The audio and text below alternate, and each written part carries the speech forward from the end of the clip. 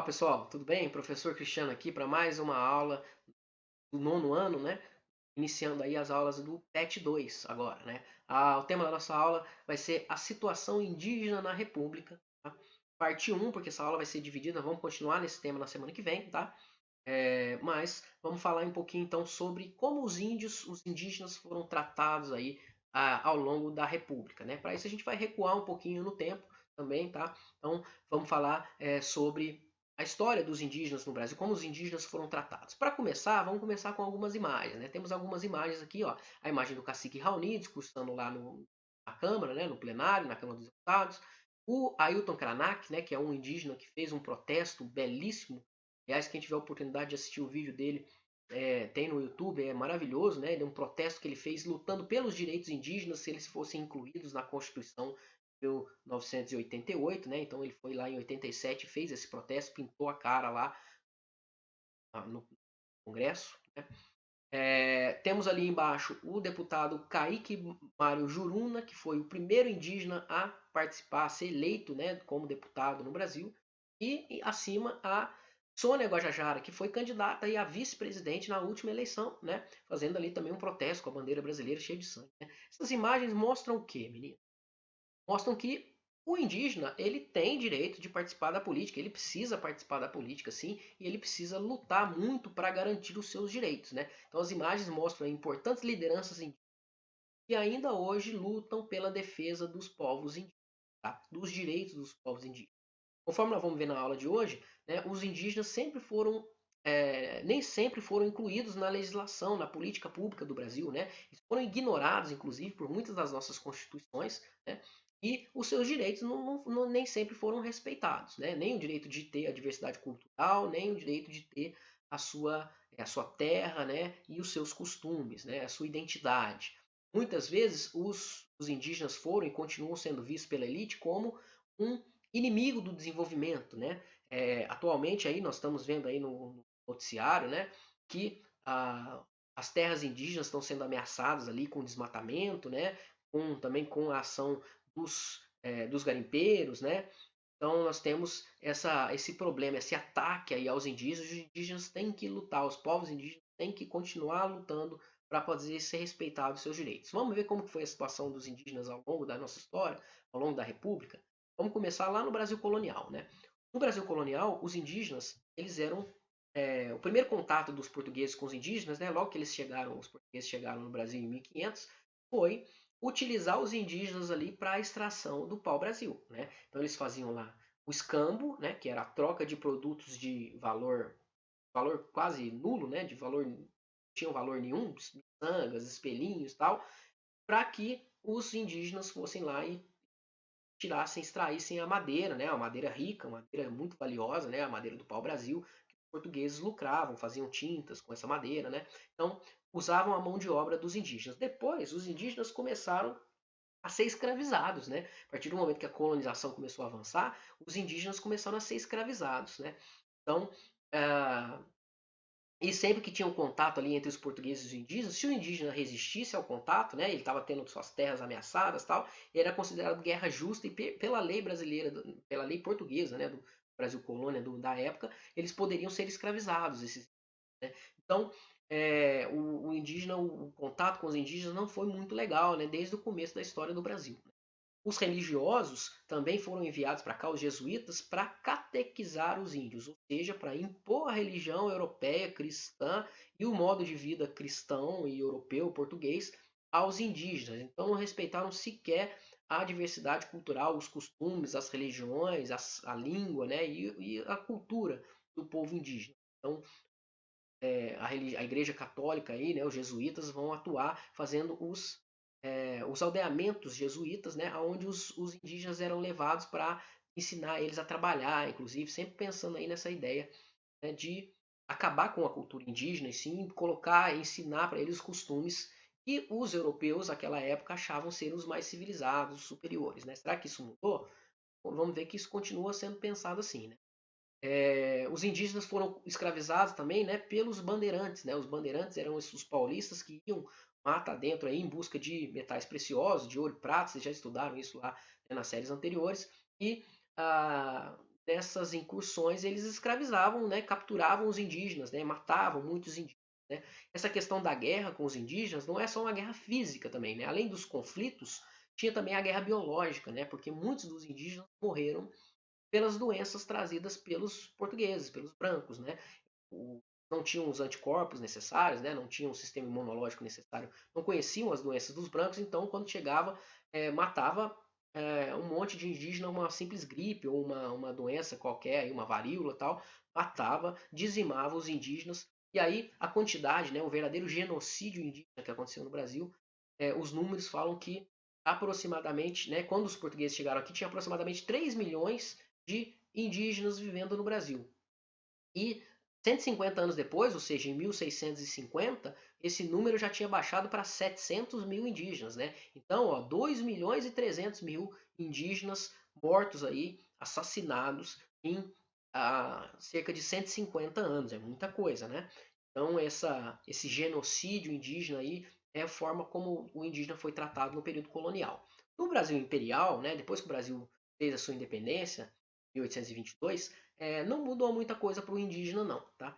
O indígena, primeiro que a Constituição do Império, né, a primeira Constituição, a Constituição que vai durar durante todo o período imperial, de 1824, os povos indígenas não são sequer mencionados, são ignorados, não fala nada lá sobre os indígenas.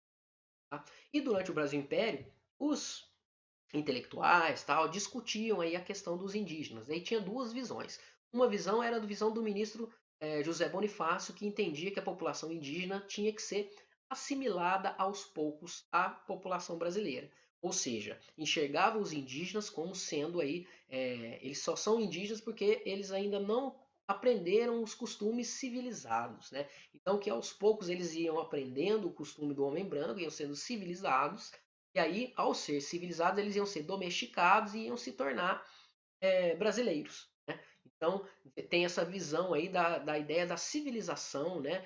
De transformar os índios de selvagens em pessoas civilizadas. Né? Uma visão que enxerga aí a cultura do homem branco, né? A cultura dita civilizada, entre aspas, superior aí à dos indígenas, que são povos atrasados. E eles deveriam ser civilizados, e aí, nesse momento, eles iriam integrar aí a população brasileira, se tornar brasileiros. Né? Olha só que visão estereotipada. A outra visão, que era do Francisco Feinhagen, era ainda pior, né? Porque ele falava que o indígena não contribuía em nada para a formação do povo brasileiro. O povo brasileiro tinha sido formado pelos costumes europeus, né? Portugueses, vindos pelos portugueses aqui.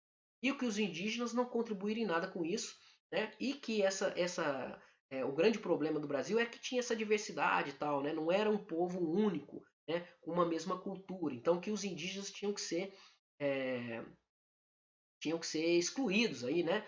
Não contribuíram nada com o brasileiro e eles tinham que ser então civilizados, né, para poder ser considerados brasileiros. E esse era o fardo do homem branco, ou seja, isso era a missão do homem branco, civilizar os indígenas para torná-los brasileiros, né? Para eles poderem então fazer parte aí da nossa cultura. Visão mais preconceituosa ainda, né? Essa do Wagner. Né? Por fim, a Lei de Terras. A Lei de Terras de 1850, que foi a primeira legislação sobre terras do Brasil da história do Brasil, né? Antes da Lei de Terras, as terras eram doadas, né? O rei de Portugal ou o imperador, ele doava terras, né, em forma de sesmarias, né? Uma carta de doação de uma sesmaria lá e a pessoa recebia essa terra. A legislação de 1850, a Lei de Terras, ela definiu que as terras devolutas ou as terras não ocupadas, elas passariam a ser propriedade do governo. E aí elas poderiam ser adquiridas através da compra, né? E aí começam a surgir documentos das pessoas para provar que elas tinham realmente a propriedade da terra, né, que ela tinha sido doada e tal.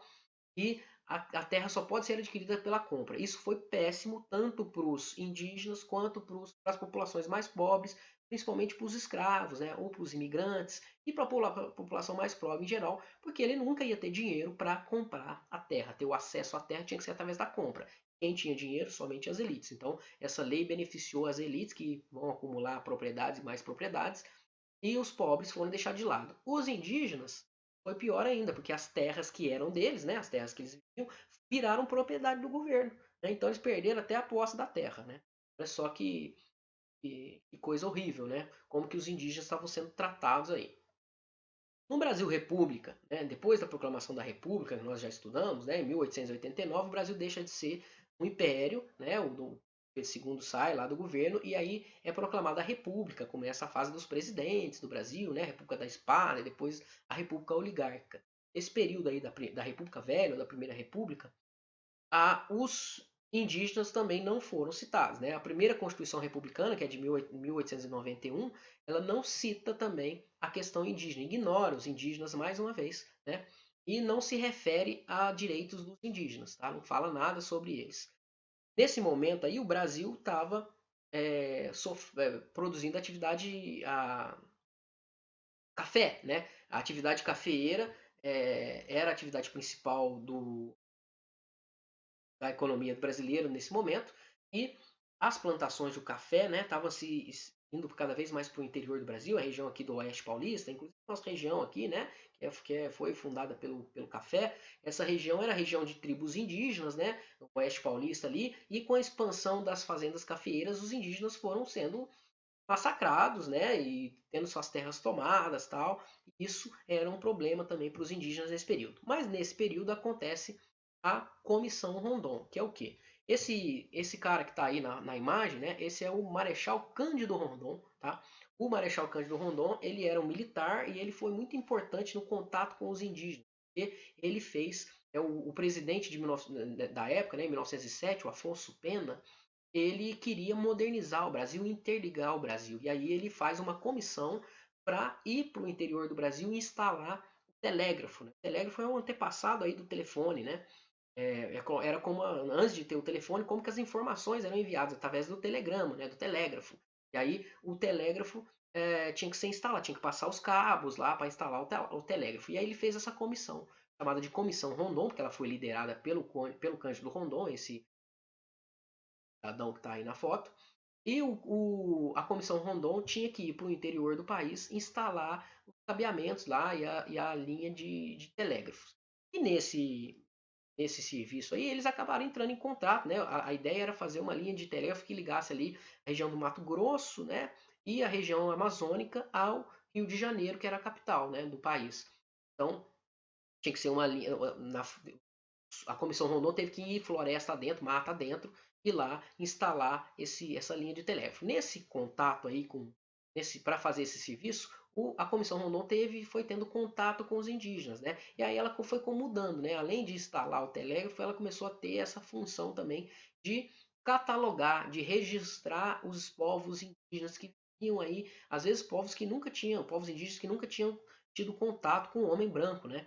Vão ser catalogados e vai ser conhecido aí, vai ser registrados pela Comissão Rondon. Então a Comissão Rondon teve esse papel importante nesse contato com os indígenas. Tá? Aqui uma foto aí de alguns membros aí da Comissão Rondon, né, que ficou durante anos aí fazendo esse serviço, né? E aí eles tinham contato com as tribos indígenas, né?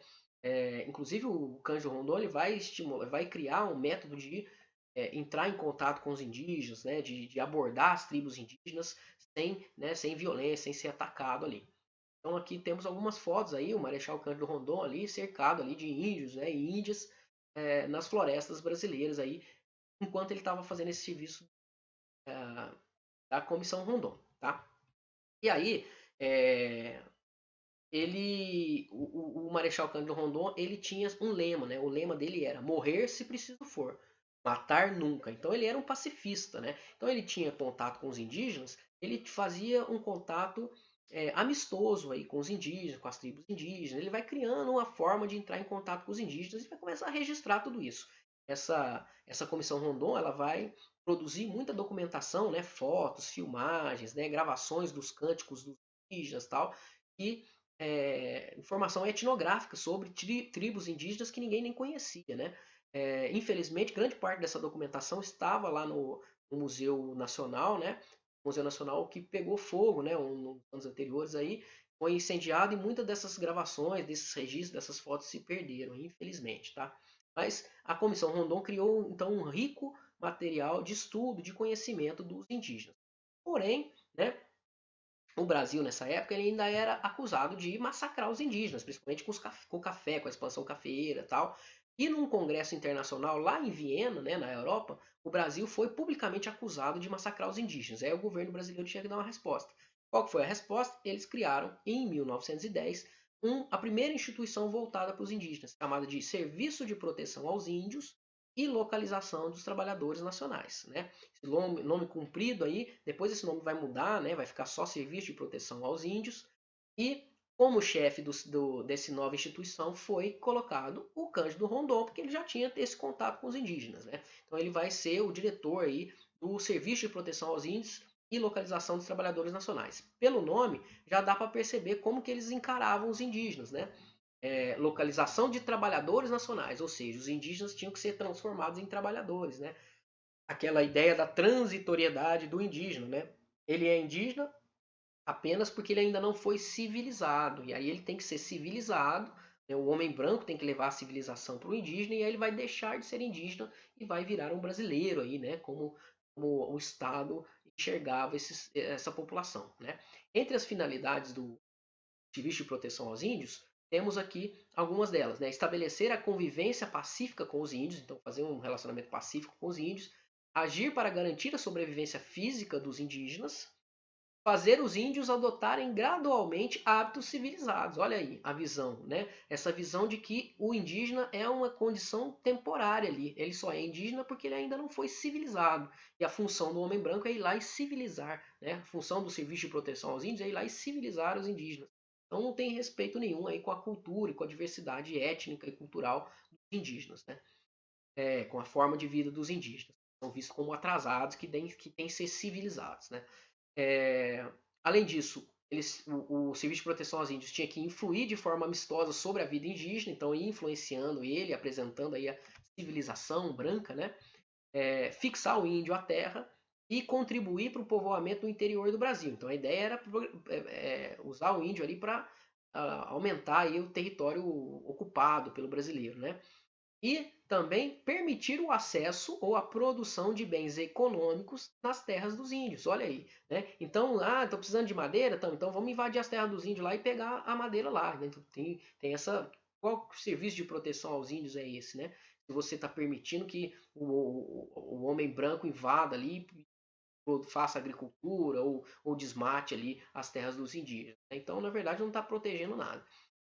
Usar a força de trabalho indígena para aumentar a produtividade agrícola, também é outra finalidade aí do Serviço de Proteção aos Índios. Então, né, essa ideia de transformar o indígena em um trabalhador, né, trabalhador para a economia brasileira, né, integrá-lo à economia brasileira, né, principalmente a questão da agricultura, né, e fortalecer o sentimento indígena de pertencer a uma nação, ou seja, falar que o indígena ele tem que ser brasileiro, né? Então tem que conhecer os símbolos da nação, a língua portuguesa. Então, esse serviço de proteção aos índios, apesar de ser uma instituição, a primeira instituição aí que foi criada destinada aos índios, né, com o nome de Serviço de Proteção aos Índios, na verdade ela tinha esses dois papéis, né, esse papel ambíguo aí, né? Ao mesmo tempo que ela protegia, ela queria civilizar os indígenas, né? Então tem esse lado criticado aí, né? Mas esse serviço foi um serviço importante. Pela primeira vez, pelo menos, os indígenas têm uma instituição lá para trabalhar para eles, né? Em 1918 perde lá aquela parte dos trabalhadores nacionais e o nome fica só SPI, Serviço de Proteção aos Índios. Tá? O contato com os indígenas era feito de modo pacífico, na técnica que foi desenvolvida aí pelo Marechal Cândido Rondon, né? E você tem que ter uma atitude defensiva, né? Até você estabelecer um relacionamento, ganhar a confiança ali do indígena para depois você ir, né, com essa ideia de civilizar ele. Então esse contato era feito de modo pacífico. A ideia é pacificar primeiro para depois civilizar os índios, né? Então continua aí essa ideia da transitoriedade, né? De que o índio não é uma cultura que tem que ser respeitada, ele tem que ser civilizado. Olha só como eles enxergavam, né, de uma maneira ruim aí os indígenas. Os indígenas continuaram então sendo vistos segundo o conceito de assimilação, que é o quê? Que compreendia que o Estado indígena é transitório, né? E ele vai ser superado através da sua integração à cultura dita civilizada do homem branco. Tá? Então, apesar desse erro, né, de ter essa imagem aí, o sistema de proteção, o Serviço de Proteção aos Índios foi, né, a primeira instituição lá no tempo republicano, né, criada lá em 1910, que ah, atendeu os índios e foi importante porque ele registrou, fez a demarcação das terras dos indígenas, que vai dar origem aí depois às reservas indígenas lá na frente, né? Lá na década de 60 e 70, tá? No Brasil. Mas levantou também material importante etnográfico, né? Nós temos algumas fotos que foram mostradas aí, usadas durante a aula, são dessa comissão, né? Da Comissão Rondon e do Serviço de Proteção aos Índios, né? Então, conheceu-se mais os indígenas graças ao Serviço de Proteção aos Índios, mas ainda estava longe da ideia de respeitar os indígenas, né? E entender que o indígena é uma cultura, tem a sua cultura própria, a sua cultura diversificada, e que o modo de vida dos índios é deles. Eles não têm que ser civilizados, eles têm que viver do modo deles mesmo, né? Eles estão lá. É, então, essa mudança aí. Pessoal, vamos encerrar a aula aqui. Quem ainda não está inscrito no canal, por favor, inscreva-se lá no nosso canal, canal Amo História, tá? No YouTube. Cliquem lá no sininho para receber sempre que um vídeo for postado e também curtam os vídeos, tá? Curtam os vídeos aí, só clicar lá, não custa nada, rapidinho, para eu saber se vocês estão gostando das aulas, tá ok? Um abraço e vamos ficar por aqui. Na semana que vem nós vamos continuar aí analisando com a situação dos indígenas ao longo da República, né? Com os anos posteriores, entrando aí governo Vargas e aí indo para frente até, né, a nossa Constituição aí de 1988, tá ok? Um abraço, até semana que vem.